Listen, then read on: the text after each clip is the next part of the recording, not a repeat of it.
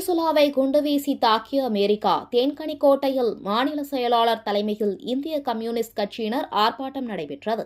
Venezuela நாட்டின் மீது America குண்டுவீசி தாக்குதல் நடத்தி அந்த நாட்டின் அதிபர் நிக்கோலஸ் மதுரோ மற்றும் அவரது மனைவி ஆகியோரை கைது செய்து நாடு கடத்தியதாக கூறப்படுகிறது.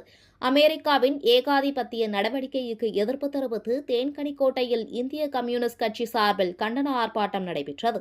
அந்த ஆர்ப்பாட்டத்தில் கம்யூனிஸ்ட் கட்சியின் மாவட்ட செயலாளர் மற்றும் தளி சட்டமன்ற தொகுதி எம்எல்ஏ ராமச்சந்திரன், மாநில செயலாளர் வீரபாண்டியன், கட்சியின் தேசிய செயலாளர்கள் அனிராஜா மற்றும் ராமகிருஷ்ண பாண்டே ஆகியோர் பங்கேற்று கண்டன கோஷங்களை எழுப்பினர். இதில் 100க்கும் மேற்பட்ட இந்திய கம்யூனிஸ்ட் கட்சியின் தொண்டர்கள் கலந்து கொண்டு வெனிசுலாவை தாக்கிய அமெரிக்காவுக்கு எதிர்ப்பு தெரிவித்த கோஷங்களை எழுப்பினர்.